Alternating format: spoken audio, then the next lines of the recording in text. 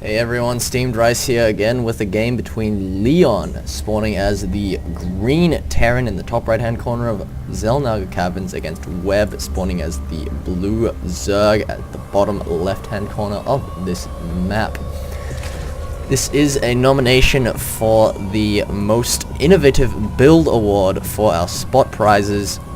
To vote for this game, just like it, the video or the playlist. Playlist with the most likes will win the award. This game, it's going to be the Terran player that's playing innovatively with a variation on a build you see a bit in the GSL, Korean servers and the like. Yeah, so as the game's picking up, just like to thank our sponsors, Cyberthor, for sponsoring the tournament, and also for being general all-around awesome people. Go check them out at cyberthor.com.au for a new computer system, if you're in that market. We will... again, I've actually seen these games, so just like, yes, it's just like the T-Gun game, I do know what's going to happen, so just sit back, relax, and I will talk you through the build as it happens. And it's likely going to be a spawning pool first out of Web, I think, if memory serves, but we do see a barracks going down for Leon. Right now it looks super standard, but as standard as can be for both players. And yes, there goes the drone out now to expand. Hatch first, as usual. For a Zerg player, it's not exactly what you call the greatest opening on this map, I don't think, because the natural is so wide open. Just as standard, super standard, standard. Right now, expansion has been scouted.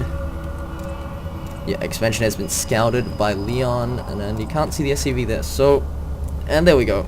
Go down now, 2 racks. In a slightly odd position. It is a bit of a marker racks, but yeah, this Overlord will see it and he'll be like, ah, I know exactly what you are doing. He does not see the bunker, but the drone is going to see. He's going to see the SCV building it. Right now, it's just pretty standard opening so far out of the Terran player, but it's the follow-up to this build that will be the interesting / innovative part. Just picks off the SCV, and all of that pressure is going to be denied. And yeah, so you see some SCVs going down now across the map for Leon to see exactly what is going on, and they're probably going to try and finish that bunker. Now this is about as super standard as you can possibly get, forcing Zerglings out of the Zerg player. That's what you want to do as a Terran player. Bunker is just not even getting built right now. Oh, and here come the drones. Getting pulled, the SCV is going to be finishing up that bunker. But no, as I was saying, it is the follow-up that is the truly innovative part of this build. Bunker is going to finish, but then he'll force a few more lings, but overall, it has been repelled. Attack has been repelled, and these Marines will have to get out. No, he's still going to go in for a bit more pressure. But yeah, it was quite a funky barracks placement at the start, but he's forcing more lings. It's always good to force lings out of your Zerg player, and he's probably going to have to turn around now if he wants to keep these Marines. No, he's deciding to go in for a bit more of an attack, trying to pick off these Zerglings with as much Gosu micro as he can get, and there he goes, yes, turning around, going home, or going to the Zelnaga tower at least. 2 refineries going down now quickly before any expansion, so we're going to see a gas-heavy play out of Leon. Just going to tell you now the follow-up. Again, like I've been saying, the follow-up is the innovative part of this build. The opening was not what you'd call non-standard. Now, it's a bit of a mistake to let this drone stay alive in your base for so long as a Terran player. Checking out here for a proxy. Web doing that, excuse me. See a tech lab going down on that barracks and a factory coming up. Is this drone still alive? Doing a good job keeping that alive. You see now there's not actually that many drones out. By forcing so many early lings, Leon is in a pretty good position. He is ahead on workers, and with mules, that advantage is going to be extending further and further. Ling's just gonna pop up into the main base of Leon, and without any Marines here to protect, he's going to pick off that SCV, but these Marines are at the front doing a bit of damage to those Zerglings. No stim yet, and that Zergling just doing so much damage, delaying the expansion as well as the factory, but it will get picked off with mob justice by those SCVs. These Marines at the front sitting there, forcing more lings out of a web. Just very good straight up play in general. That's what you want to do as a Terran player against a Zerg player. Always be threatening with the pressure, but you don't always have to be actually committing to it. Do see more supply depots going down. And here we go. Starport. Followed by killing the drone. Followed by the starport. We will see a double starport reacted. Sorry, excuse me. Tech labbed Banshee play out of Leon. And this is an extremely interesting follow-up to the 2-act opening, and with a lot of pressure that he's on, especially since he's fought so many lings. Prevented his opponent from getting that many drones, 18 to 17, but he has cut SCVs to be able to get this aggression working as fast as possible, but with this Marine count to pick off the Zerglings and Banshees to kill off everything on the ground, there's not much that Webb will be able to do against this attack. Honestly, I think he did enough damage early on that had he not cut SCVs, he would have been in an extremely strong position anyway. But the build is quite innovative. It's a variation on some of the Korean styles we see a lot in the GSL, the double 2-port Banshee, Cloak Banshee shenanigans you see a lot of. But in this case, it's a strong follow-up to an aggressive opening that forced a lot of lings, so his economy's not that strong, and he's building Spore Crawl. Now, Webb does build Spore Crawlers because he's expecting some sort of Banshee harass on the side, but by adding the Banshees into the main army, these Spore Crawlers are actually a waste of money in this position, because he's just going to be going for a straight attack at the front over here, and without the Spore Crawlers here and with not enough Queens, the Banshees beat Queens one-on-one, and with 2 ports just churning out Banshees, he's going to be doing a lot of damage to those Queens, and as soon as anything that's anti-air has gone down, the Spore Crawlers at the back are just not going to help at all.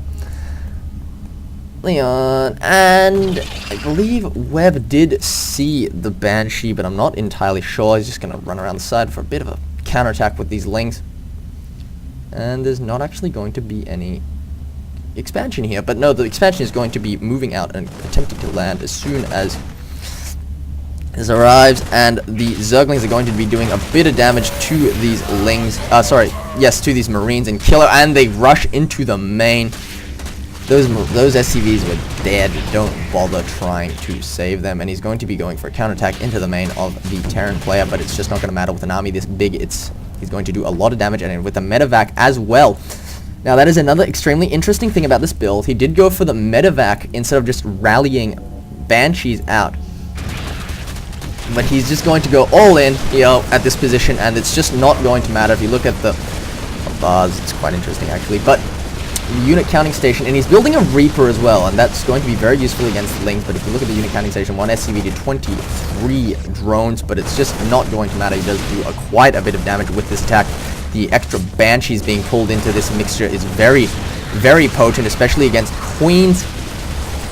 Dropping Mules, not to BM, but to heal his Banshees.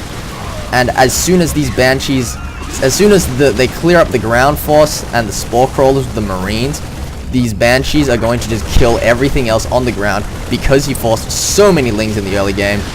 And we will see GG fairly soon.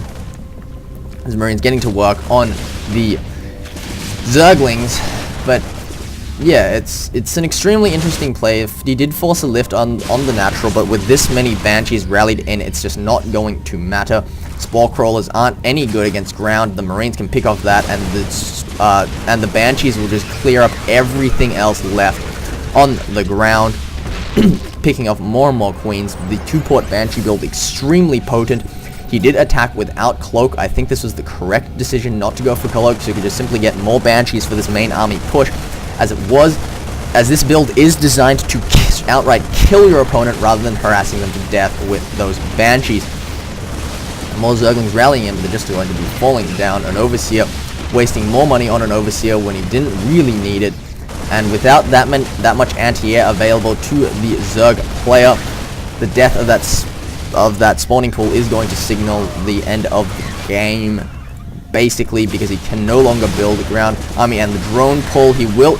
The thing with this build is, interestingly, even if he does clear up the ground army, which he will, these Banshees are just going to kill everything left anyway, because nothing left in the Zerg player's army can actually attack air. So he's just going to go along and pick off as much of this as possible, and with only a queen out and no spawning pool on the way, it's going to be very bad for the Zerg player. This meal drop was extremely good to be repairing these Banshees, and the Zerg player can't even really afford a spawning pool, but he does manage to pick off a single Banshee, but this third one rolling in will be the end of that. It is an extremely potent combat unit, both as a main army unit and as a harassing unit, so it is really interesting to see him utilizing Banshees as a main army unit, core composition unit, rather than just as a harassing unit, which is not exactly what you see a lot out of players these days. But we do see a spy going down and a spawning pool, but I don't think it's going to matter. As soon as he takes down this hatchery, expect to see GG pretty soon. And in the unit counting stage, the productive tab, we do see more Banshees being built, and some Reaper, 2 Marines, and there we go. GG being called by Web. If you want this game to win the most innovative build award, go to just like it in the playlist, and the playlist with the most likes will win. Once again, like to thank our sponsor Cyberthor. Go check them out at www.cyberthor.com.au. Please subscribe to our channel, it helps us a lot, and I have been Steamed Rice. I'll see you guys next time.